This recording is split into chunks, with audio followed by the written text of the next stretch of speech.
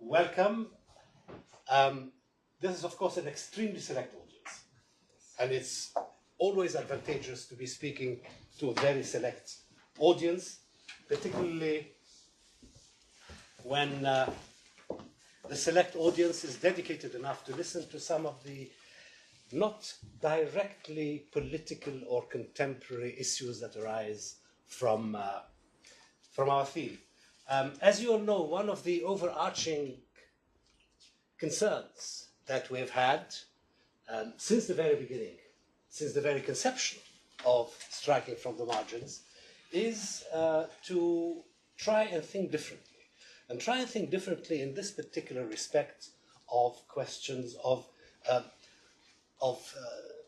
etiologies, as it were, of present conflicts, particularly present conflicts in Syria, which are of particular interest to our speaker. And the tendency easily to fall into explanations, interpretations of a primordialist, ancestralist type. That is to say, it reminds me of Lord Owen, who was in charge of the civil war in former Yugoslavia, who said, oh, well, these people have always been killing each other. And that was the end of it. Of course, there are always people killing each other everywhere, in every time, in every place. But these explanations of killing becoming or having been some kind of a constituted or constitutive habits inside particular kinds of borders is not something which provides any satisfaction, any intellectual satisfaction, any operational satisfaction, if anyone is thinking about politics. And I'm very pleased that Seda Altug has agreed to come and speak to us today. Quite a lot of things speak for Seda. Her qualifications. She's a lecturer at the Ataturk Institute for Modern Turkish History, and who else can speak reasonably of matters concerning our region, if not someone who carries the name of Ataturk as a badge of honor in whatever they might be doing today. And she has also, she is also a person who knows Syria very well and actually speaks Darasi in Arabic, which I found quite fascinating and very heartening when I tried to speak to her in Arabic when we met in the United States not very long ago. She will address us on the minority question in Syria under the French mandate. Of course, the French mandate saw a period in which the Syrian body politic was divided geographically into statelets, were given the names of the states by the French mandatory authorities. It did not at that particular time work, which leads to the assumption, or at least leads me to the assumption, that there may have been a kind of unconscious, wrong unconscious sociology and sociology of politics which drove French policymakers at that particular time and made them wager an arrangement which was unworkable. Now, whether it is workable today is a different question, but then of course today the circumstances are vastly different and the players are vastly different, and the country has undergone tremendous changes since the 1930s. Please, Seda. Thank you very much. Is it working? I don't need it. Oh, okay. Thank you very much for the invitation. As Professor Al-Azmi says, it's a pleasure to speak to such a selective audience, really. And in my presentation today, as the title reveals, I'm going to talk about the management of ethnic and religious difference in Syria under the French mandate between 1921 and 1946, and more specifically about the ways in which ethno-religious diversity in Syria is governed by the French colonial rule and the various responses of the locals in carving out the contours of their own communities as well as the terms of Syrianness. And I'm glad to learn that last week one of your colleagues, Bahadur, had a presentation about Syrian citizenship, but in the post-1970 period. I'm going to talk about the colonial period per se. So I am very much interested in the debates around coexistence and sectarianism, minority and majority, separatism, nationalism and unity, as well as sovereignty and equality. I, along with many other scholars, think that the mandate period was a formative era in modern Syria in terms of shaping patterns of politics, economy, and state-society relations that remain relevant today. Nevertheless, modern Syria in general, and mandate period in particular, stands out as one of the least studied fields among the Levant states, including Iraq, Lebanon, Jordan, and Palestine. Until very recently, it has suffered from a scarcity of social history studies and ethnographic research. It is dominated by overgeneralizing state-centric and essentialist perspectives like Professor Al-Azmi just mentioned, usually in international relations, geopolitics, or political history from above. Not only that, it very much suffers from presentism, and this has become more so after the 2011 uprising, after which sectarianism as well as international relations have become two mostly picked up and hotly debated issues, yet unfortunately in an uncritical manner. Actually, questions around sectarianism as a historical and contemporary phenomenon has not played a major role in the historiography of Syria as opposed to Lebanon or to Iraq, whose politics and cultures are virtually assumed to be equivalent to sectarianism. Despite the fact that the studies on Lebanese and Iraqi sectarianism are overridden by the question of modernity versus tradition, in Syria, more so among the Arab nationalists, but also among the Western writers, sectarianism had not been treated as essentially a Syrian question, neither in academic nor in political debates, and viewed as at best being exported from outside. Secular nationalist writing in Syria is impaired concerning those moments of sectarian hostilities, conflict, and violence. Interreligious conflict becomes an anxiety, blemishing the, I quote, the transhistorical virtues of tolerance, diversity, and coexistence, which are supposedly embodied in Arab nationalism, end quote. For the Arab nationalists of the mandate period, sectarianism, ta'ifiyya in Arabic, was a product of colonial knowledge. The Syrian Ba'athi nationalist ideology has depicted it as a consequence of Ottoman divide and rule policies and later European, primarily French, political and population policies against the eternal Syrian Arab nation. The colonial discourse, on the other hand, views sectarianism as a manifestation of primordial belongings as revealed in the renowned Mosaic Society thesis, as exemplified in one of the supporters of the mandate regime, Georges Roux.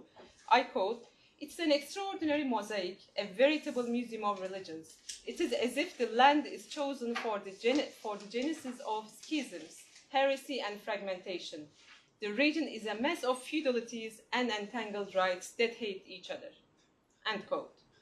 So such an imagination of the non-Western society composed of mutually exclusive groups of people with primordial religious attachments and atavistic traditions, whose interrelationship is an inescapable violent conflict, a violence which is devoid of social and economic meaning, has been extremely influential in the Western literature, as you are familiar with, from the late 18th, early 20th century up until now, and it underlies it legitimizes the colonial rule in the Levant in general. So the French mandatory rule too established and legitimized itself by relying on this understanding of Syrian society through representing itself as the protector of the Christians of the Levant against the Muslim yoke. Many sound historical works of contemporary scholars have demonstrated that French officials approached Syria with a sectarian understanding of Syrian society, and on this basis adapted a divisive communitarian sectarian politics. Philip Khoury's classical political history of the mandate, for instance, offers numerous examples in the framework of a general argument about the shape of mandatory politics. Other works have shown how the dynamic functioned either with regard to specific events or specific communities, how sectarian patterns of recruitment into the local armed forces, for example, have been widely discussed. The administrative division of Syria along communal lines is examined in the general histories of the mandate. The so-called compact minorities and the statelets attributed to them by the French have also been the subject of a quite large number of scholarly studies.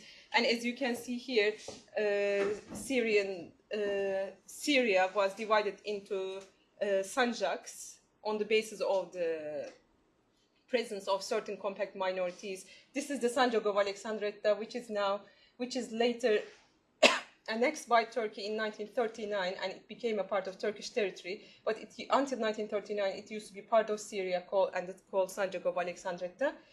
And this is the Sanjak of Latakia, and this is the Sanjak of Jazira, northeastern part of Jazira, which is where most of my examples are going to come from, and which is, excuse me, highly populated by Kurdish and Christian refugees coming from Turkey. And this is the Sanjak of Druze, highly populated by, the Druze community. Basically, all this fragmentation of the Syrian land was in order to contain the main Sunni Arab majority towns, Aleppo, Homs, Hama, and Damascus, and contain Arab nationalist activities, and to prevent basically Arab nationalist activities contaminate in their own terms the les amis de France, the friends of France. So, France's relations with Syria's refugee communities have been studied too, with the Kurds, and how French policy ethnicized certain groups, and so on. But today, I'm not going to talk about, and I'm not going to dispute, the well-supported position that French policy had a sectarian basis, but rather nuance the argument that France's policy of divide and rule was based on cultivating close links with self-made religious communities, or if you want, minority groups, in order to offset the opposition of the majority, in the terms that are commonly used in the literature. Although not entirely inaccurate, I think this interpretation is unsatisfactory. It assumes that at the start of the mandate, there was a coherent majority in Syria from which other groups can easily be distinguished as minorities. And a risky assumption, since these concepts become meaningful in Syria only in the mandate period and very gradually. This interpretation also implies that minorities as such figured in the French imperialist vision of the Syrian society. Obviously, minorities or even religious communities were not just lying around waiting for the French to pick them up, so to speak. Rather, they emerged through the agency of their members as much as anything else. Nor did French officials apply the term minority to every community that claimed it. Describing French policy as divide and rule obscures sharp differences in how the French authorities sought to instrumentalize different communities and how those communities mobilized themselves. And for the most part, in the early years of the mandate, French writers focused on sectarian divisions in Syria without necessarily attaching the term minority to them.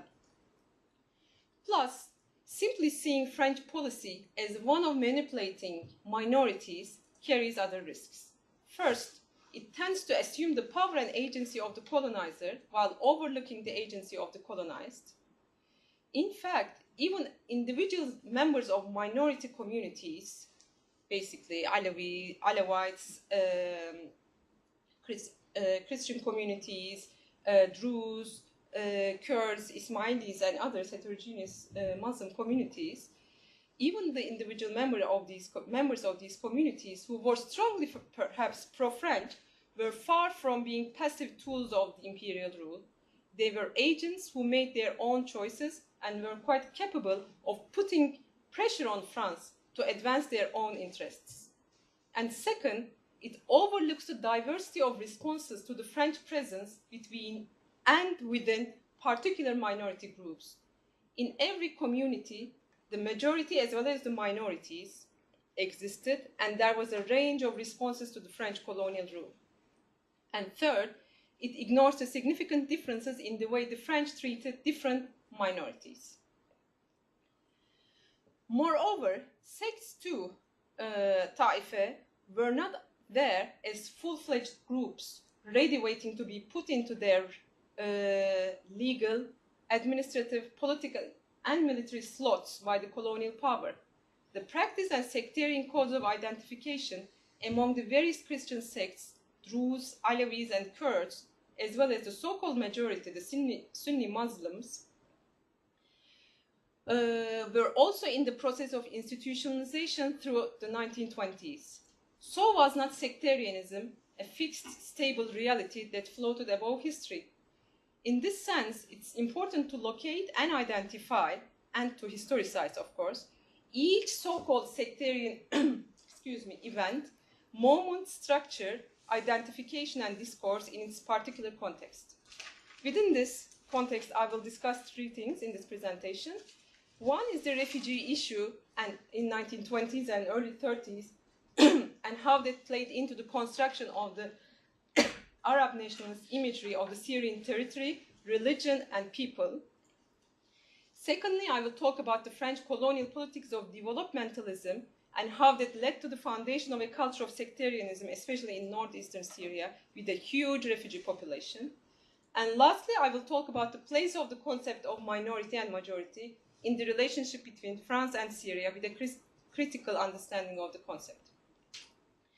At this point, let me clarify how I, along with many others like Osama Makdisi, Max Weiss, and Laura Robson, working on sectarianism in different parts of the Middle East, approach to sectarianism, namely, as I quote, as an expression of a new form of local politics and knowledge, end quote, that arose in a climate of transition and reform where Western colonialism and Ottoman reforms in the late 19th century played the most important roles. So I treat sectarianism as both a discourse and a practice. It's a practice that developed out of and must be understood in the context of 19th century Ottoman reform and European colonialism, which, and I think this is important, transformed the social, political, and economic significance of religion into a reified order wherein decontextualized religious identities alone defined individuals. Like in other contexts in the Middle East, Makdisi argues that it is a product of the colonial encounter in Lebanon, as well as the marker of a restructured relationship between religion and modernity. It's a specific form of self-understanding and mode of identification of a religious group, mazhab, acknowledged by the state as a sect, as a taifa. So I'm interested in the ways in which the understanding and meanings attached to religion are transformed and the underlying political and social dynamics of this transformation during the French Mandate period. What I really mean by transformation is that from a religious belonging, which was intertwined with a number of secular identities, such as family, such as village, town, and tribe, to a decontextualized understanding of religion, from where local communities did not necessarily identify themselves nationally or in decontextualized religious terms, to an understanding of religion as a marker of political and social associations. As I reflect on the French sectarianism in Syria, I do not mean that religious affiliations did not matter before the French arrived, but it definitely mattered. But again, in the words of Makdisi, religious affiliations were enmeshed in other competing allegiances and discourses of obedience. That is to say, religious difference existed and was reproduced through different means, the most significant of which were family and marital relations. But religion was not the sole identity marker into which all other competing identities were subsumed. As ethnic and religious categories are not fixed social categories, their significance is bound up with different projects of difference-making, such as political, judiciary, economic, and social. Thus, in this talk, I will deal with the refugee issue and the socio-economic project of difference-making, and I'll talk about the ways in which colonial developmentalism in Syria informed and were informed by the French politics of difference, namely elite-dominated sectarianism. Most of my examples will come from northern Syria, Jazira in Arabic, a frontier region mainly settled by Arab nomads and Christian and Kurdish refugees from Turkey, namely the undesirables of the Turkish nationalism, genocide survivor Christians and Kurds that Turkish nationalism left little space to live in. And Christians and Muslims, Kurds, who have become French citizens, Syrian citizens afterwards, used to share a common culture, a common accent, a common respect for agricultural circles, plus they were bound by similar hierarchies and submitted perhaps to the same agas. So, because the inhabitants of northeastern part of Syria mainly consists of refugees from the Ottoman Empire and the new Republican Turkey, it should be borne in mind that the colonial encounter between the French and the newly arriving multi-ethnic and multi-religious population in mid-1920s took place against a background of violent discord and resulting differentiation between the Christians and Kurds during and after the Armenian genocide in 1915, which took place during World War I, and later in 1925, the Kurdish Sheikh Said revolt. The memories of the past violence were carried over into the new refuge. It is clear that the norms of morality of communal coexistence had been greatly disturbed. Traditionally shared and mutual commitments between the Christians and the Muslim Kurdish groups on the basis of neighborhood were deeply impaired upon their arrival to Syria. Significantly, however, the predication of groups on religious distinctions as self-evident entities, as minorities or otherwise, the institutionalization of religion as a distinctive marker of political, economic, and social status dates back to the French Mandate period. In the pre-genocide world, religion played the most significant role in differentiating these two groups. Yet, as I said, these affiliations, religious affiliations, were enmeshed in other competing discourses of obedience. French rule reshaped and redefined the existing difference that accrued from the late Ottoman times. The relationship between the French and the newcomer local actors was an unequal dialogue which worked through the refashioning of local religious and ethnic differences. Despite the fact that French communal politics was characterized by important elements of continuity with the Ottoman millet system, the change in the politics, ideology, and social policies of the colonial modern state, and the French legitimizing its presence as the protector of the Christians of the Orient in the post-Wilsonian world of nation-state, led to an important difference in the everyday experience of intercommunal relations in Syrian Jazeera. Eventually, in French Jazeera, the French Mandate authorities undertook the task of strengthening the power of pro-French tribal or urban elites, and they may be ethnic Arabs, Kurds, or Christians, and simultaneously promoted a small-holding peasantry through building secluded villages and distributing land to the newcomer villagers. Religion emerged as a key feature in the distribution of land and organization of villages. Dismemberment of religiously or ethnically mixed tribes and their forced settlement in religiously homogeneous villages accompanied the process of unequal and segregated colonial development, laying the material ground for the emergence of a culture of sectarianism in northern Syria. I argue. I don't know. I am very much looking forward to hear your criticisms. So now I'm going to briefly talk about the refugee issue and how that affected the debates around religion, land, and nation in Syria in 1920s. Among Syrian Arab, and this part of my talk basically rests on the coverage of Syrian Arab newspapers and the Syrian and French archives. Among Syrian Arab nationalists, as well as besides interviews, among Syrian Arab nationalists, as well as the colonial power and the Turkish state, the refugee problem was a hotly debated issue in 1920s, early 1920s, basically. And until mid-20s, it was as much a political issue as was a social and economic problem, especially as the settlement of refugee groups, in particular the Armenians in inner Syrian cities, began to be felt more acutely. The arrival and settlement of refugees in inner Syrian towns or in the remote corners of French Syria were directly linked to colonial divide and rule policies. The flow of refugees into the Syrian space, which persisted through the 1920s without any expression of consent by the local Syrians, evoked a lack of agency because of a sovereignty deficit in the Syrian national self, arguing that Syria turned into a, I quote, whore, end quote, as refugees could freely enter the country, several articles in the nationalist press demanded regulation of the border without regard to the ethnicity and religion of the refugee group.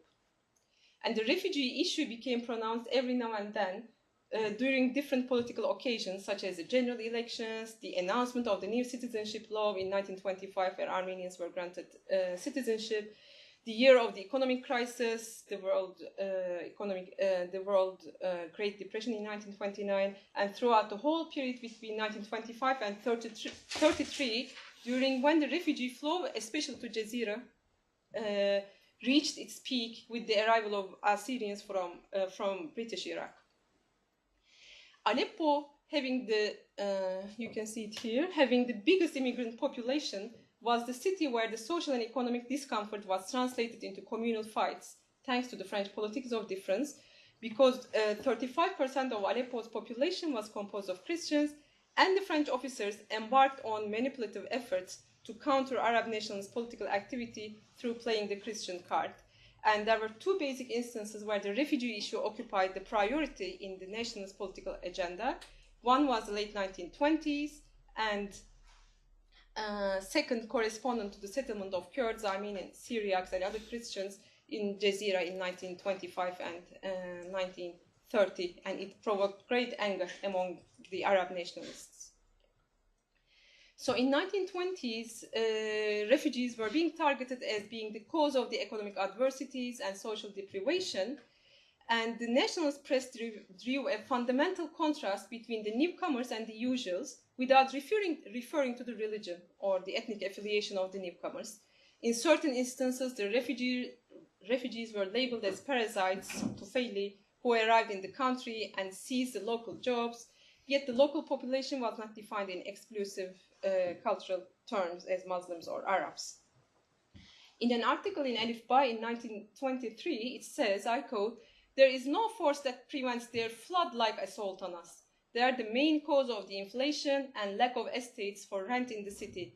The misfortune is there in front of our eyes, excuse me, but we can do nothing to get rid of this curse." The same article continued with a softer tone by resorting to the Syrian generosity. I quote, "If we were well-to-do, we would help them, but that's enough. We're not against the distribution of land to those poor refugees, but everything has a limit. The facilities provided for refugees have exceeded those limits.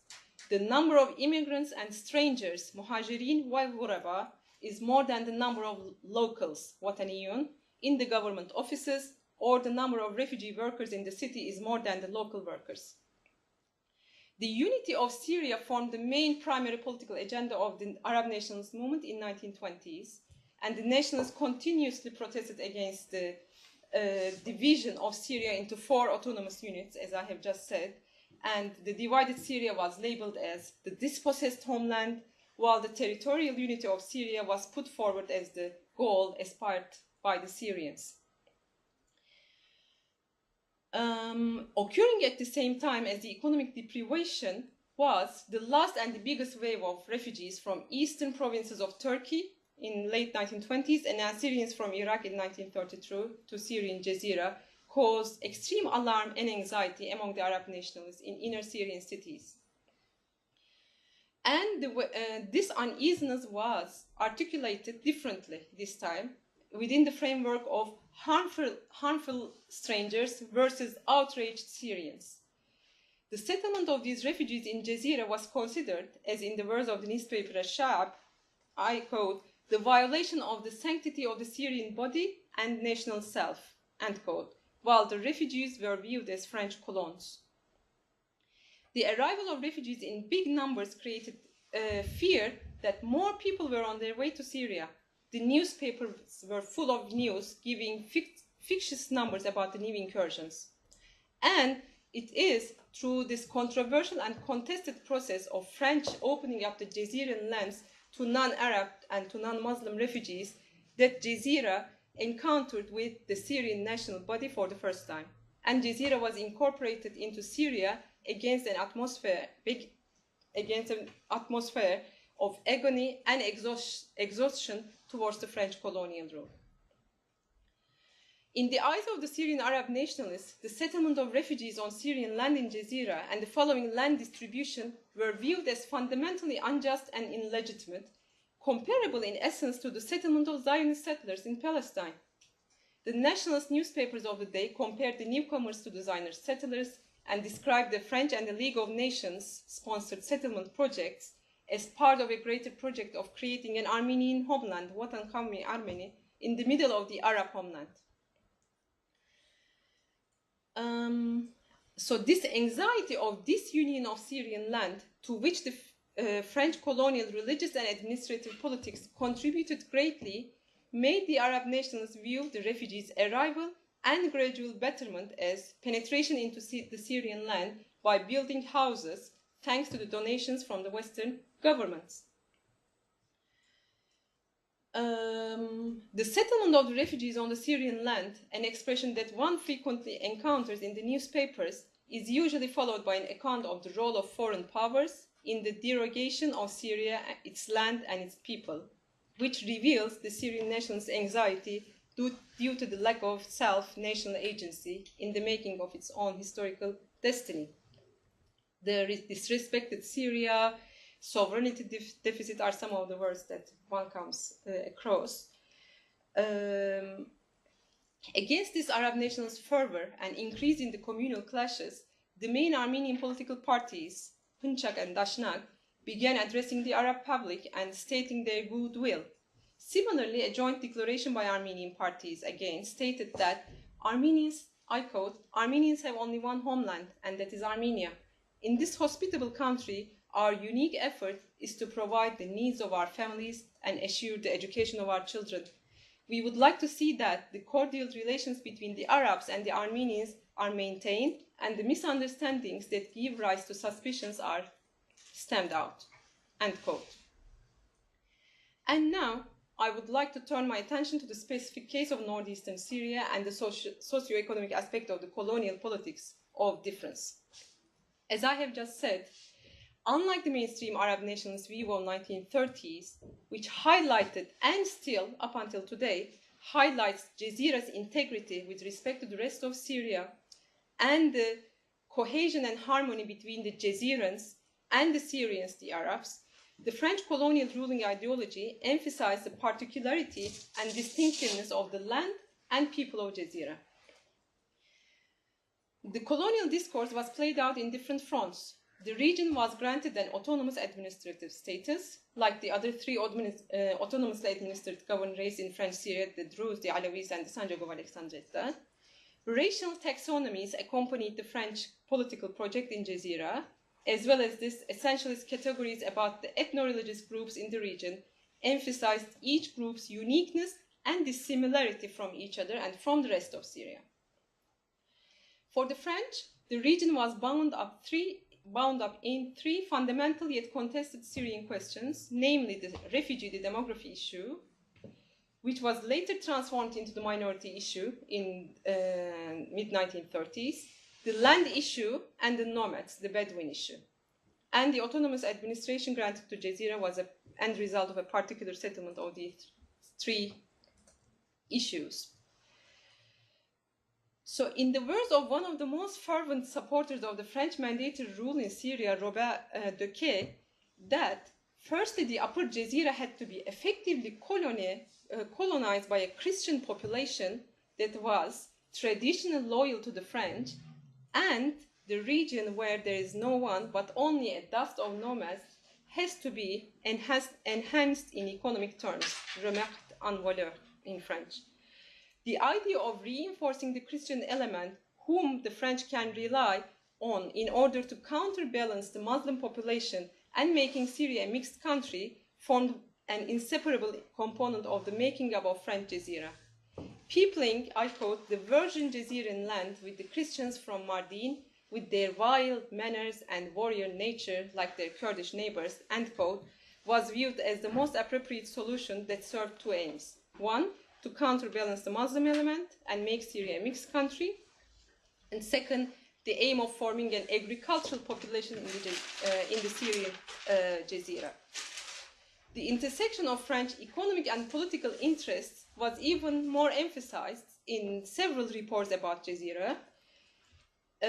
So according to these reports, to summarize, an ethnic division of labor existed where they envisioned the Kurds and Christians from the mountains of Mardin turning into peasants, agriculturalists, and the nomadic population becoming shepherds, and the semi-nomadic population switching to work as agriculturalists, and the Christian refugees from Mardin, the city center, becoming shopkeepers and traders. And of course, the Catholics, with their less ardent and more civilized attitudes, would form the urban population. The French aspiration for Jazeera was that it would be made into a separate physical and social space for the loyal Christian population and the Kurdish peasants. In this sense, the founding of small urban centers, towns and villages along the Turkish-Syrian frontier, like this? How can I change the, from here? Yeah. You should shrink it first. Just give Try me- to shrink it first. And then, there you go. Click on it. Okay. So basically, this is the place that I'm talking about. Mhm.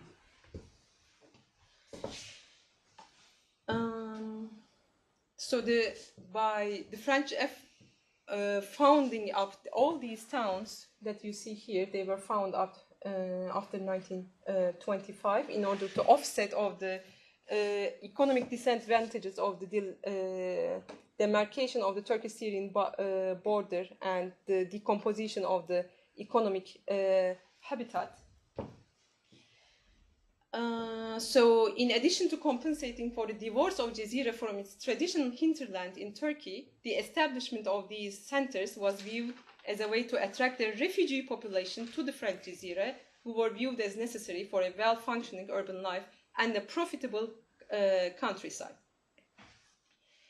Regarding the nomad issue, the ultimate aim of sedentarization and an increase in the amount of cultivated area inevitably brought the controversial land issue to the fore. That is, the land issue is my current research. And basically, the French authorities in Syria, they were in favor of small peasantry, but they were never able to make the the cadastry office was founded up in 1923, but they were never able to make any cadastre surveys. And the first survey that was made in Jazeera was in 1947, and it was only in 1950 that the full area was being surveyed topographically. So the major dilemma for the French concerning Jazeera was between the maximization of the agricultural population for the enhancement of agriculture in the region and sustaining the political status quo in conformity with their political interests. So one political and the other economic concerns prevented the French to adopt a purely small peasantry perspective, and eventually it was the tribal leaders who profited from the French distribution of public land, especially in the French Jazeera. French collaboration with favored sheikhs and village leaders left the agricultural land and local instruments of administrative power in the hands of a few. So, yet simultaneously, new villages were founded for refugees around the military posts, and these new colons were often composed of religiously homogeneous groups, but mixed villages were not also exceptions, founded up spontaneously and organically. And the climax of the sectarian settlement project in Jazeera was the settlement of Iraqi Assyrians in 1933 on the eastern banks of the Khabur, the Euphrates. So approximately 8,800 Iraqi Assyrians were settled along the Khabur river. By promoting small agriculture in the suburbs, the French provided land both for the traditionally agricultural populations and for the small shop owners. And as I said there, this was in order to counter the adverse effects of the loss of the traditional hinterland. Yet, this particular colonial developmentalism in Jazeera and the accompanying sectarian policies had repercussions on the other side of the border, in Turkey as well. So we come across lots of petitions written by the Christians who stayed there. on the other side of the border, especially around the Midyat region, and sending petitions to their fellow men on the other side, on the Syrian side. Sometimes in the beginning of 20s, they were written in Arabic and in their local Jezrawi Arabic, in their local accents. Starting from late 1920s and early 30s, it was written more in French. So, I mean, I would like to give you two examples. One was written, a petition written in 1926 by a Syriac Christian from Midyat, on the other side, on the Turkish side of the border. I quote, "Our government made a special law for our exile in Turkey, especially for a big part of the Christians. We don't know what to do. The carrier of the letter is going to explain to you the situation in more detail. In case we want to show up at yours, do we have the right to do that? Do you have a place? Are we going to be accepted as refugees? Will the government tolerate us or not? Do we have the right to settle close to the frontier, close to our lands? For instance, in Kamishli, one of the towns, this one, or somewhere close. We are afraid of being removed away from the frontier to Beirut or to Damascus, like the Tayyariya. The Tayyariyas, they are the Hakkari, they are the Assyrians who used to live here on the Iranian-Iraqi border and who had to leave Turkey and were settled in the Bakuba refugee camp. And so obviously the news of Tayyariyas reached to Midyat, and they are basically afraid of being removed and to be settled in a refugee camp.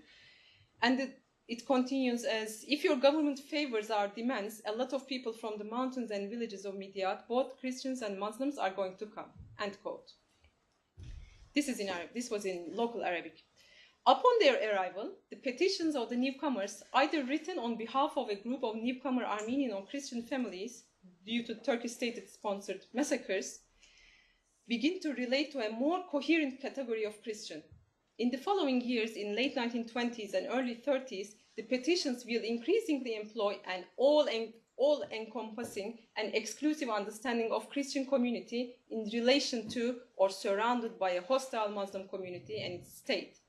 What we see in these petitions is a representation of the Christian community originally from different social, economic, cultural, and geographical backgrounds, perhaps linguistic backgrounds as well, different linguistic backgrounds, as members of a solid and exclusive religious community, Taifa, in opposition to a hostile Muslim community. As such, these accounts appeal to the dominant French discourse about the Syrian society and its insistence on essential differences between the Christians and Muslims. The petition that I'm going to read now is written by an Armenian who used to live in Aleppo and who arrived basically after 1915, and in the name of the Armenians who are actually labeled as Kurdish Armenians in the accounts of Dominican missionaries and in the accounts of French intelligence services. And they are the Armenians of, again, the other one. Okay, they are the Armenians of somewhere very close to here, Bishiri, and they migrated to Kamishli. And the petition was in High French, and I quote, "The Armenians of Bisharik, who for centuries have maintained their Christian faith and nationality among the Turkish and Kurdish hostile elements, are now thrown away through the Syrian frontier. In the province of Diyarbakir, as well as in all the Anatolian provinces, the surviving Armenians are forced to exile after having entirely plundered and stripped of all their estate and properties, and are forced to go away nearly naked and hungry. Still under the heartbreaking blow of being separated from our mountains and fields, from our churches and from our secular memories and cemeteries, we are now facing the imperious necessity of our daily bread and of a roof for the forthcoming winter. For this, we want your brotherly assistance. We are not beggars. We are not accustomed to live on charity. The only thing we want is that you should lend us means for securing land, dwellings, and work. We are sure that soon we will be self-supporting and we will pay our debts, always remembering with gratitude your help. End quote. So the founding of these new villages along the border for the settlement of Christian and Kurdish groups and appointment of a core religionist as the Muhtar, as the village headman, were surely a novel phenomenon, which implied a radical shift in social and political subjectivities and local power relations, leading up to conflicts and subaltern appropriations of elite-dominated sectarianism. And that is what happened within the multi-religious Kurdish Heverkan tribe who migrated to Syria, Jazira, in 1927. In one petition, this is the last petition that I'm going to read, in one petition written by one of the Christian Muhtars of Heverkan, and he calls himself, at least the petition, it was written in French as well, La Section Chrétienne de la Tribu Heverkan, the Christian section of the Heverkan tribe, is a good example of sectarianism from below. So it manifests the ways in which the colonial sectarian discourse, which emerged through the colonial encounter and initially embraced by the elites, is now translated as a tool for empowerment by the non-elites as well. So I read, I quote, "At the time of our immigration to Syria in 1926, we joined the Muslim section of the Heverkan, which was in absolute minority in the tribe." Look at the concepts that are being used, like the Muslim section of the tribe, the term minority in the tribe. Having been received by the Captain Terrier and installed at Kubur el-Beit, one of the towns, Terrier provided us with 30 villages in the name of the tribe of Heverkan. Encouraged by the confidence that we have given to Hajo, the leader of the tribe, and by acknowledging the hospitality and services that we have rendered him, Hajo Aga has registered 4 villages in his name and in the name of his family without the knowledge of the Christian section, which is indeed the true holder of an important part of the land under question. Not satisfied with that flagrant usurpation that he registered in his own name with a government decree, he had the audacity to make us leave his territories that we have made flourish at the cost of 100 human lives and financial sacrifices, end quotes. We don't have sufficient information to trace the destiny of Melkeshemon, but several intelligence reports from early 1930s up until late 1930s informs us about the protests of the landholders against the cadastre surveys, as well as the Christian sections of the mixed tribes asking for the minority rights. So massacres, displacement, and the socio-economic dimension of the making of French Jazira paved the way for the gradual dissolution of the tribal structure. The speed, influence, and experience of modern transformation, detribalization, was different in each tribe, depending on several factors. Gradually, this multi-ethnic and multi-religious rural population became dispersed as they came to play a new role as sharecroppers on the lands of the big landowners, the Arab or Kurdish tribal leaders.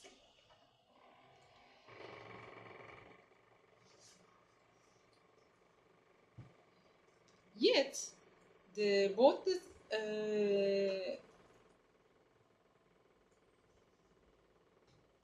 is everything fine? Is this from here or from? From here. The other class, I think, right?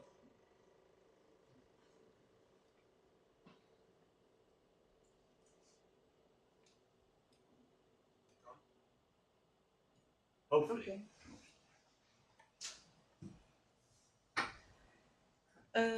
This colonial developmentalism was very much celebrated by the several intelligence officers and, local French officers.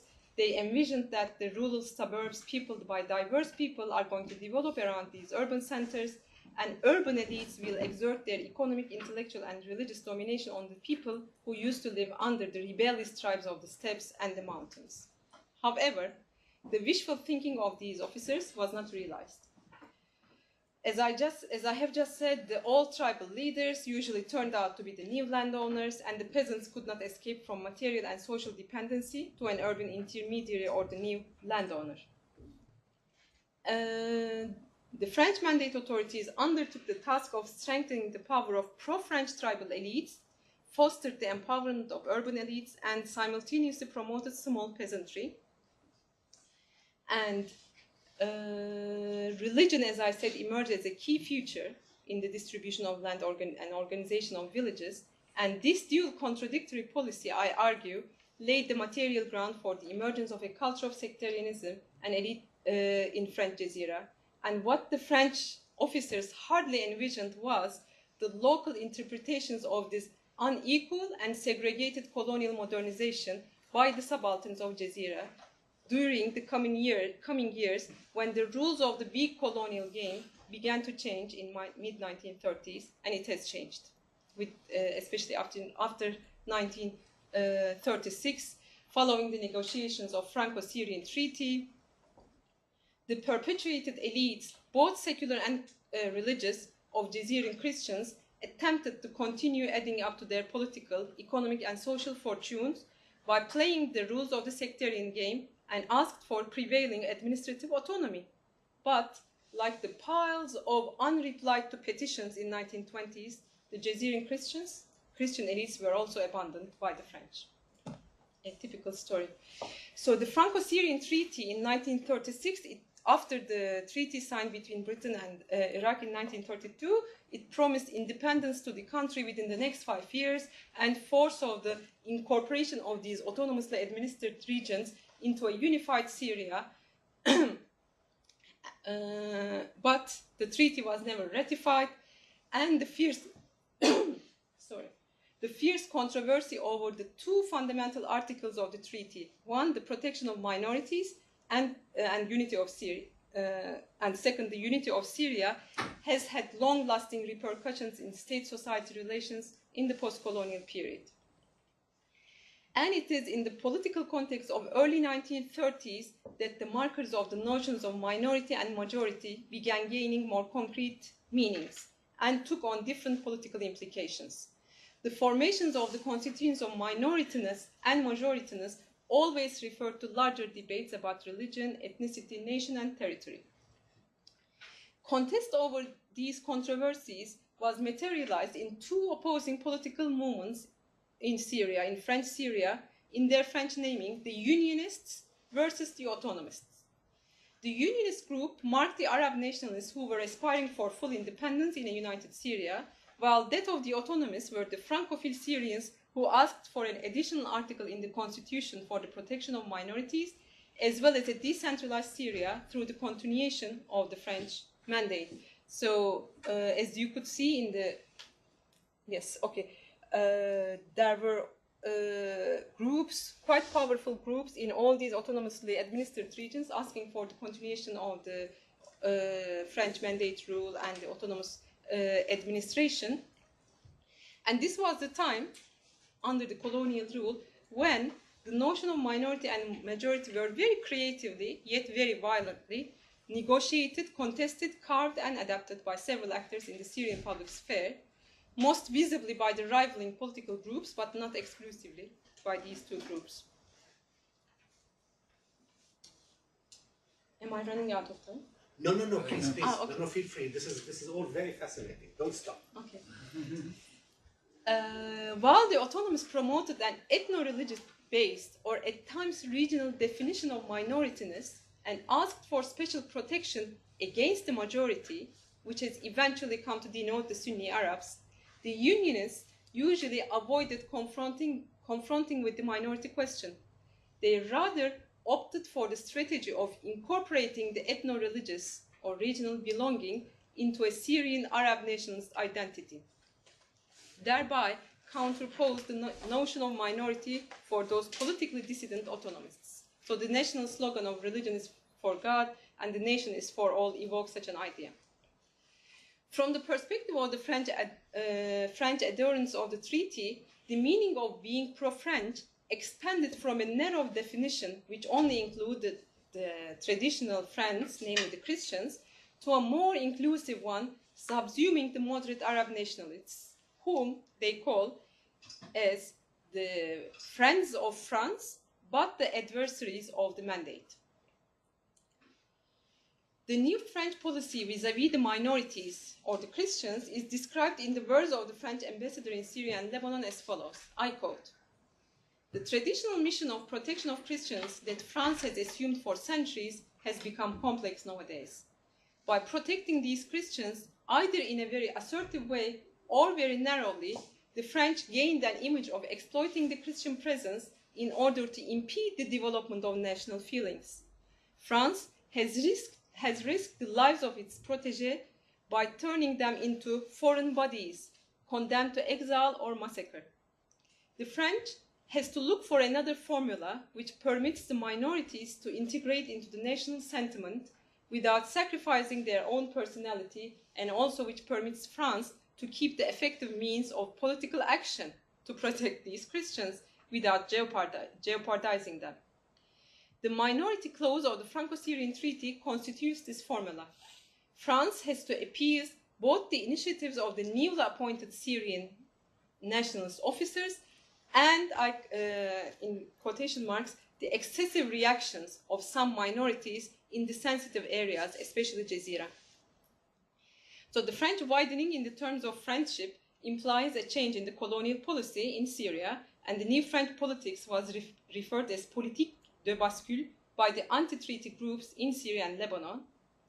And the Jazeeran pro-autonomists who interpreted the replacement of several local French intelligence officers in Jazeera who were in favor of the autonomy movement by more moderate pro-establishment French officers as an obvious sign of the change in the colonial policy, and they were not mistaken about this change because the regionalists, the autonomist groups appealed to the French and demand for the continuation of the French mandatory rule was identified as excessiveness by the French central authorities, and in a confidential report which was written in November 1937, right in the middle of the Jazeeran regionalist movement, states as such, I quote, "Some of the leaders of the regionalist movement in Jazeera lacked level-headedness and held on to the tactic of instigating brawls in order to ensure that the French does not completely get off the political scene. And they are using, I quote, the Oriental tactic of creating fuss in order to make the mandatory power stay in the region, relying on the fact that the French are responsible for the public order." End quote.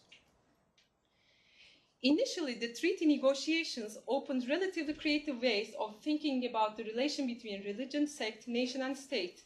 The Aleppo newspaper, Elifba, was one of the nationalist newspapers that printed more balanced and critical articles, sincerely calling for a more inclusive definition of Syrianness. An Aleppo newspaper owned by a Christian, the newspaper tried to subsume, but definitely not assimilate, religious affiliation under an inclusive Syrianness. In an interesting article on 7th of April in 1936, it approached the notion of minority critically from a not yet explicitly crystallized class perspective. The article states as such, I quote, "Those leaders who propagate the idea of minority rights are a true minority vis-à-vis the majority of the minority community whom they claim to represent. As a supreme minority of landowners, they oppress the majority, namely the peasants in Jebel Druze, the Alawi region, and Jazeera." End quote. The statement that the rights of the majority, namely the rural majority, al-Akfariya al-Qurawiyya, are defrauded in favor of a minority which does not form 1/10 of the total population, apparently referred to the elites of the regionalist movements, but it indirectly addressed the economically oppressive policies of the nationalist bloc government too in Damascus. The Elifba articles that appeared between March and April 1936 are especially significant in discussing what minority implies. In one of the articles, which is titled as "The Secure Harbor That the Syrian Boat Will Arrive In," implies that the national homeland is constituted by every single one that this country carried. End quote. However, soon afterwards, the notion of minority began to conjure up images of loss of sovereignty and decomposition through decentralization in the eyes of the Arab nationalists striving for independence. Accordingly, the demands for regionalism were easily interpreted as dissident separatist demands by the minority in the eyes of those who had begun to consider themselves as the majority, namely the Sunni Arabs. Soon, the tone of the nationalist papers became more reactionary. The minority question started to be viewed as, I quote, the best explosive to blow up a nation, end quote, as stated in an anonymous quotation in one of the few nationalist pamphlets. The same nationalist pamphlet, titled Syria 1938, written in French, stated that, and I quote, there is no term vaguer than that of minority. However, what is implied by vagueness here is hardly comparable to the multiplicity of opinions about the notion of minority, as was generally the case in mid-1930s. By 1937, the Arab nationalists' efforts to unmake the colonial understanding of the majority-minority opposition through a civic understanding of nation would already be rivaled by an ethnic-religious understanding of Syrianness in a new political context where the French turned out to be reluctant to ratify the treaty and the regionalist movements were increasingly contesting and eventually deferring the Syrian Union.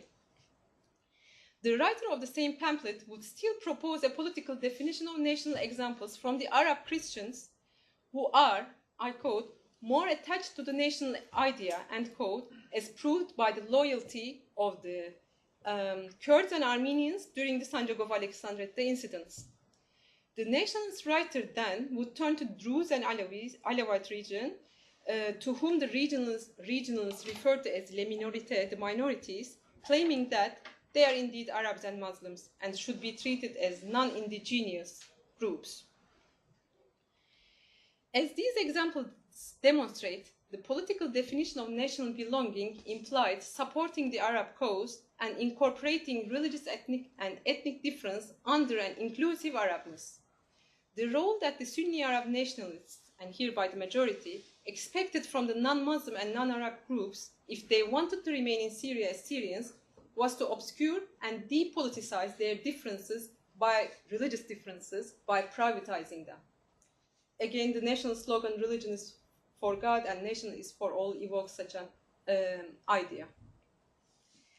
Demographic statistics formed an indispensable part of the majority-minority claims. Population figures always mattered in the construction of majorities, and the same is true for the minorities.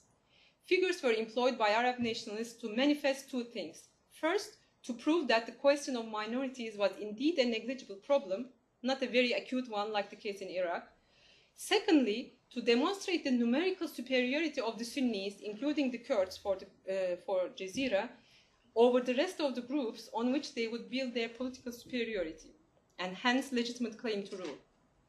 The Arab nationalists adopting the political definition of national belonging highlighted the anti-discrimination laws as stated in the new constitution.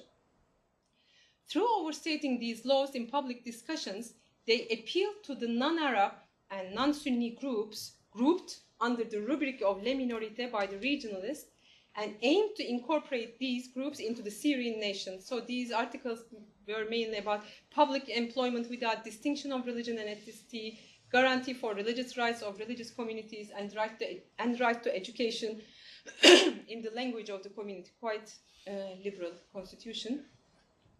As well as this, they addressed the Sunni Arab majority by pointing out that the presence of non-Arab and non-Sunni should not be viewed as an obstacle to national independence and unity, and they could be tamed within the framework of a modern nation state. As for the pro-minority autonomist groups are concerned, they strove to unmake the cogency of these legal guarantees within an Orientalist understanding of Muslim Arab society and the colonial mosaic society model. And most of the Jazirans, especially Christians, they were, as they were backed by the Dominican missionaries, and they had a newspaper printed in Beirut, El Bashir. I had the chance to see the journals of the issues of El Bashir newspaper in Arabic. It was, it was full of news and petitions from Jazeera. and it was full of an essentialist understanding of Islamic law and all kinds of Orientalist cliches attached to it. You know, that the idea of the Syrian Arab being fanatic and intolerant and having to persecute arguments. So regardless of the political, economic, and social context, and that I'm talking about Bashir, the acts of violence, as we can see it there, are subsumed under the same category: oppressed Christians under the Muslim yoke. The Arab nationalists challenged this understanding of wild Syrian Arab image by bringing examples of tolerance from Sunni Arab history, for instance, the Umayyad or the Abbasi caliphates. The genesis of different religions on the Syrian land for 4,000 years was also presented as a manifestation of diverse aspects of Syrianness, which has come to be equated to Arabness. Amid the heated discussions and violent incidents of 1938, when both parties were rivals for power and domination over their own communities as well as others, Necip El-Reyis, a fervent Damascene Arab nationalist columnist, listed the markers of majorityness in one of his articles as follows: power of wealth, tharwa, social solidarity, asabiye, land, aradi, numerical superiority, rakam, and ancientness, hudum. Obviously, these are about Jazira ancientness. Hudum is basically to do with the fact that most of the people living there, they're refugees. So they were meant to challenge the minority claims to rule in the autonomously administered region of Jazira. Briefly, on the one hand, the Arab nationalists subverted the French politics of difference, as revealed in the majority-minority rights debate, through appealing to a political and inclusive definition of belonging. However, at times, they could not escape from the ethnic basis of national belonging and define the majority-minority opposition as such due to the colonial mediation in the reformation of these notions. The people of Jazira, who were referred to as the La Minorité as a whole in the regional discourse, were differentiated into two distinct groups in the Arab nationalist rhetoric. One, the nationalist majority, al-Akthariya al-Wataniya, against the evil dissident minority, al-Aqalliya al-Mujrima wa al-Mutamarrida. The people of Jazira then were transformed into an impersonal general signifier of the majority of Jazira, Ahl Jazira. They conjured up the image of, I quote, simple people who are only interested in their daily bread but nothing else, end quote.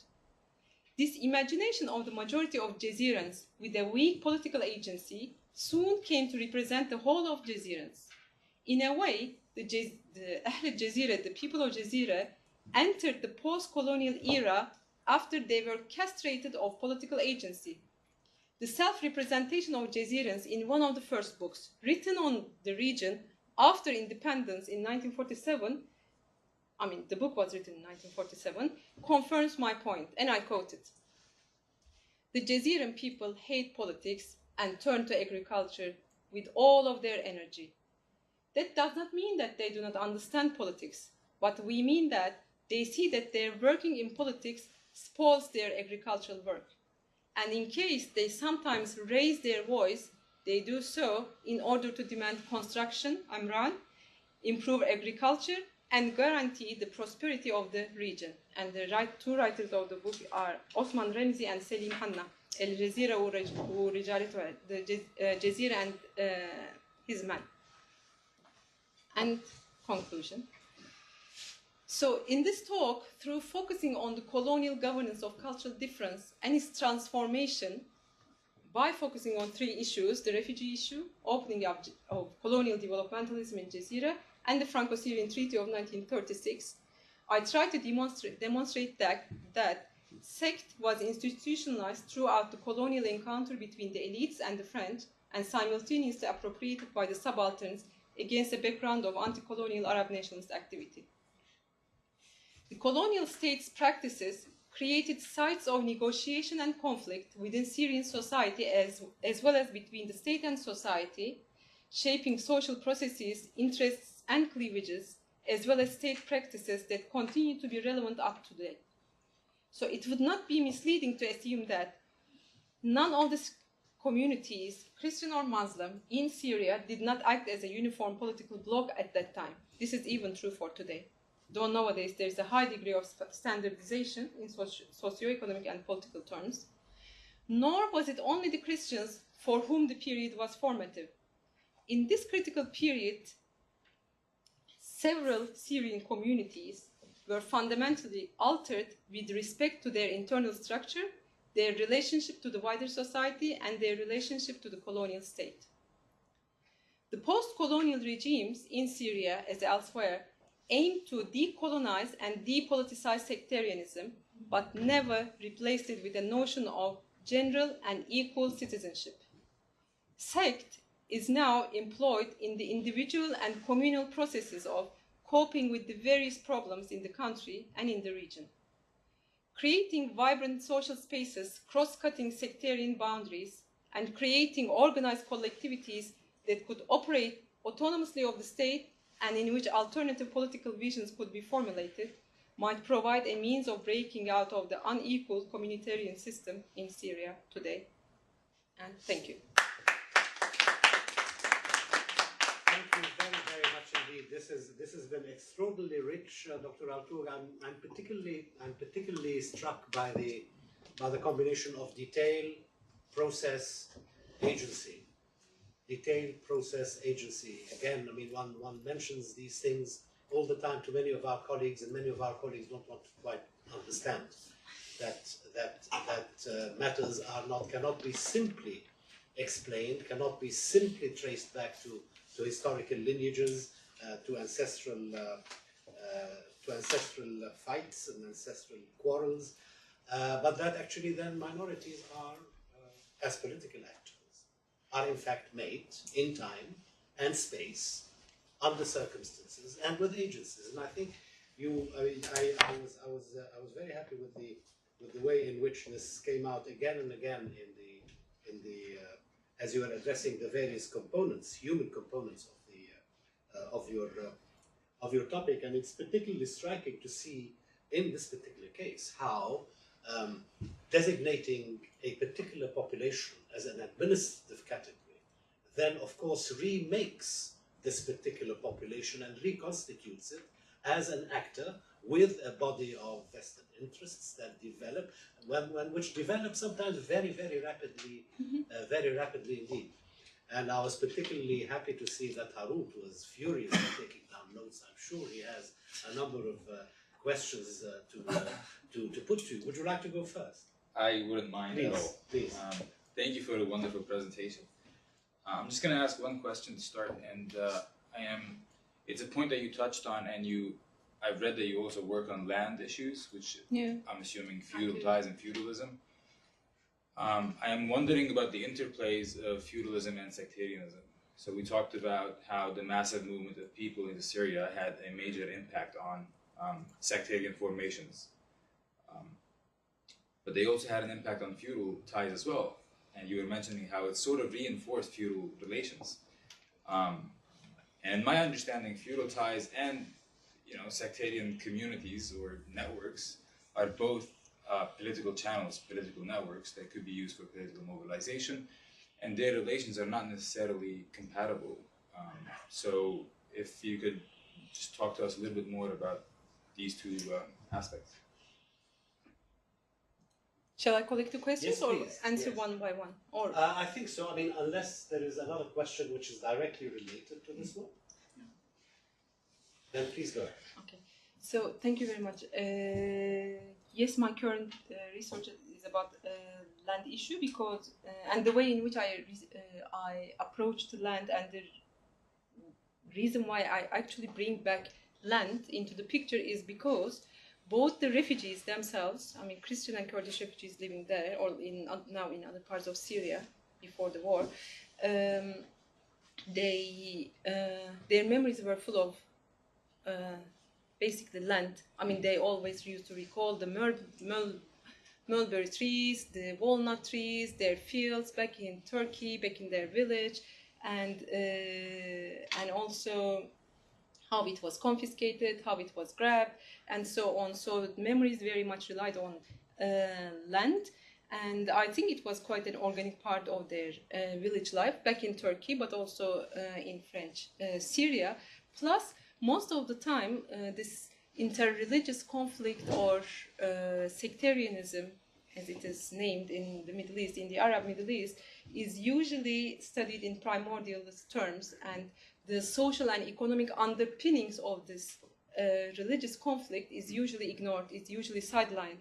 And that's what I would like to focus on. That's what I'm focusing on, both for 1878 Eastern provinces in the Ottoman Empire, although I'm not an Ottomanist by education. I think underlying the Armenian conflict is really a huge land issue, and the rise in the price of land and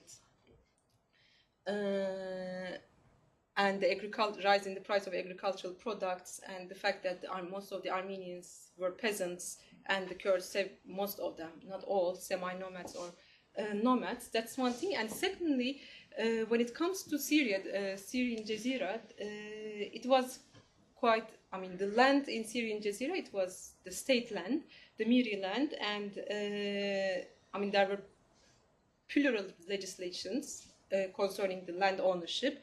The French tried to standardize legally, but they were never able to do that. But what they did was to distribute land to the former agriculturalists, peasants coming from Turkey, and create small peasantry, basically. But creating small peasantry was not compatible with their political aim of having, loyal sheikhs or big landowners. So eventually what happened was that all that land that was distributed to small landowners, basically Kurdish and Christian Syriac or Armenian peasants, it was grabbed by the big landowners, Kurdish or Arab landowners, Tayi, Shammar, etc. And the French was never, just tolerated and closed his eyes on that. As far as, I don't know if my answer was convincing for you. Yeah. Plus, they also, as I said, they distributed land and all kinds of agricultural material on a religious basis. They appointed religious headmen from the same religious group, which really empowered the Muhtar and changed the whole relationship between the intermediaries, between merchants, the owner, the landowner, and the small peasant. It definitely changed the whole, in a quite short time, changed the whole tribal structure that they were enmeshed in, and it changed thus the meanings attached to religion. It decontextualized religion, really, that land distribution itself. So you did speak about the detribalization, right? So detribalization going hand in hand with sectarianization, as it were, as primary administrative categories, which then entail a number of privileges, manners of access, locations of residence, and of course the remaking of the internal relationships within each of these groups. Sorry, this was a peripheral comment, but I think you wanted to say something else. I don't want to simplify, but would you say that a reconfiguration of feudal ties after the movement of these people was a major catalyst of the sectarian formations? When we talk about, yes, the French policies, we talk about the agency, but where does the agency come? What does catalyze that agency of, to gain traction? And in my assessment, I could be wrong. You could correct me if I'm wrong. Because of these transformations or reconfiguration of feudal ties, sectarianism became this tool, just like nationalism would be, some sort of an emancipatory or liberating ideology as such. Like empowering those impoverished refugees. Yeah, I think that's true to a certain extent, that's true, both for the rural population, but also, I didn't mention it in my talk, but also for the urban population as well, because what French tried to do in the major towns, which were more like big villages, but towns like Haseke, for instance, and the remains survive up until today, up until 2011, was to build up agro-soldiers, agro-cities. And the agro-cities, the residents of the agro-cities, they were mainly Syriacs coming from Turkey, from the Midyat region. And what they were agriculturalists, so they were going to have a small garden of their own, and at the same time, they were going to produce their own daily needs, vegetables and stuff. Plus, they were also be given arms, agro-soldiers, and they were responsible for the security of the city, inner security of the city, asayish. And Armenians were also wanted to be part of this because this is a super project. I mean, you're given a house, a place to live, a piece of land, and also regular wage, salary every month coming, and however, the Turkish state, I also didn't mention that, the role of the Turkish state. The Turkish state's hand was always, I mean, it never stopped at the Turkish-Syrian border, but it was always here, especially in the Turkish-Syrian border, as it is now. Because what's going on now, today, is a continuation of the 1920s and 30s, and they were always suspicious and anxious, Ankara, of the foundation of an enclave of undesirables, especially Armenians and Kurds, who would form a threat to Turkey. That's why they always, I mean, I was able to see the correspondences between Ankara, Paris, and Beirut concerning the Turkish-Syrian border. There are meetings held every 15 days in one of these border towns, and Turkey always asks French, central French officers to disarm the Armenians. So what do the Armenians do? They change their names into Syriac names like Abdullah, I don't know, Yaqub, something like that. They, in order to have a regular salary, have a house, a garden, quite good conditions. So with agro-soldiers, what they tried to do was to Christianize the urban center, basically populate the urban center with Christians who would produce their own needs, plus also responsible for the security and loyal to France, and also for the countryside, as I said, detribalization on a sectarian basis. Thank you.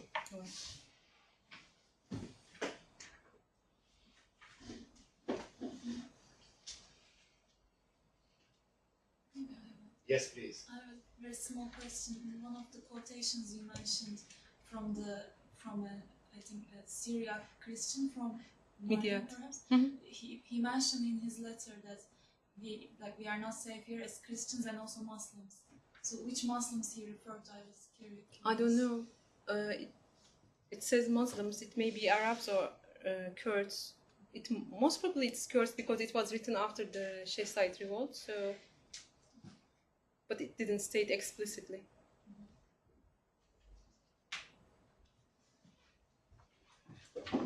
May I come in with a couple of queries? One question, one issue of detail. You mentioned Armenian Kurds, right?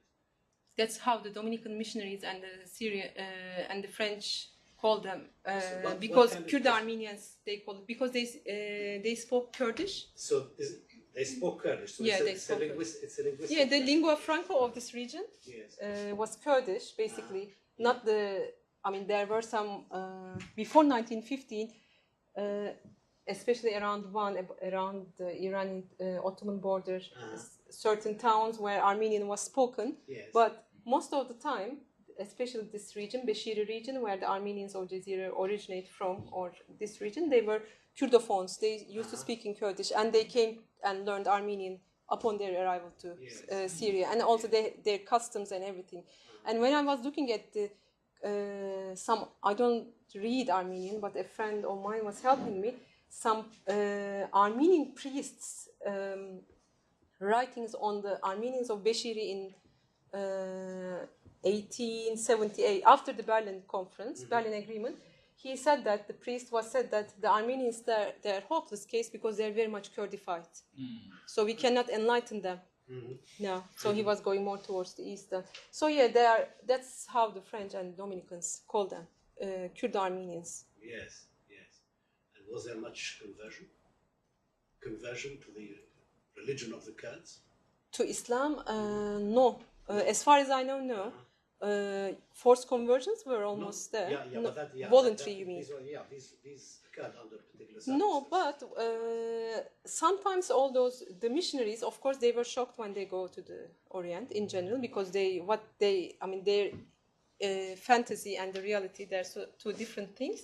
And sometimes they talk about these missionaries, they talk about some of the ceremonies, religious ceremonies held by the heretics, they call the Orthodox, of course, the Syriacs from this region and the Kurds and the Armenians from this region, and they say that it's the way in which their church is decorated, the way in which they wear their physical appearances. You know, they put they wear like Muslims, they say. The decoration of the church, the fact that they take off their shoes when they go to the church, and all those kind of things, they say that they are very much, they became like Muslims. And some of their religious ceremonies are also quite heterodox. That's when you look at the reports of the missionaries. But there are some conversions from Kurds to Christianity, from Islam to Christianity among the Kurds. Because I was able to check the names of the students who used to stay in the pension, in the dormitories, if I may say, or the missionaries, Dominican missionaries. They had they had branches in different, in all these towns. And sometimes I came across to some Kurdish names, and they converted to Christianity, but not the other way around. Yes. As far as I know. Here, just incidentally, as someone who speaks Armenian, Armenian didn't commercially up until now speak a very distinct dialect of Yes, Armenian. of course they do. Elderlies, they all speak in Kurdish. Yes. Seda, can you tell us a little bit more about these letters sent across the border? So there are two groups of letters, right? The ones in the earlier period, which were written in the local dialects, as it were. Jezraoui. And the ones in Jezraoui, and then the ones which were then written in French. Yeah, very high French. Yes. Can you give us an idea of the changes in political vocabulary in these two? Particularly the designation of human groups. Excuse me? Especially the designation of particular communities. Yeah. For instance, shift from Arab, Kurd to Muslim and vice versa, and things of that kind. The petitions that were written in early 1920s, and when you compare the petitions written in early 1920s, like after Sheikh Said revolt, and after with those written in mid-1930s, especially when the debates around personal status law, was highly and again violently debated, and I was able to see the petitions written after 1930s during the discussion of personal status law through the archives of the Syria Catholic Patriarchate, because Tabuni, he was quite a supporter of the French mandate rule, and obviously he was receiving many letters from Catholics who remained in Turkey still in mid-1930s, and they were asking for French protection. And in one of the petitions, again with concepts as minorities, Christians under the yoke of Muslims for centuries, from the beginning of history, from the fanatic Muslims, and that again this word of laïc is very frequently, secular is very frequently used, very analytical introduction and the main text and conclusion, and nothing personal, very abstract language, those written in 1930s. Whereas those that were written in 1920s, very parochial. Nothing, no word of minority is. I have never ever come across, and I think I wouldn't. Akalliye, no, I don't think that I would ever come across. They refer to themselves through the name of the village, and they say that even our agha also wants to come, and even the agha. So very parochial, very local understanding of self and religion, and again religion. This I was telling you about how religion is enmeshed in other kinds of allegiances, tribal, local, space-wise. See, I mean, this is all really very telling and very significant in describing the processes that you're talking about. Have you ever thought about writing an article comparing these two bodies of petitions? Not necessarily on these two petitions. I didn't. I mean, I use them for other purposes. Yes.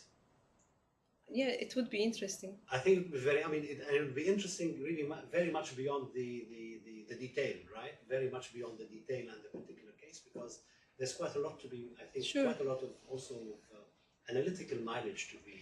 And secondly, the articles, the petitions that were written in the 1930s, they were usually written by the white men of the community, not by the peasants themselves. Mm-hmm. Yes, indeed. Yes, and that also speaks a particular type of change. So there you have almost a microcosm, a micro-historical illustration of a much larger theme. I think it would be very interesting. Yes.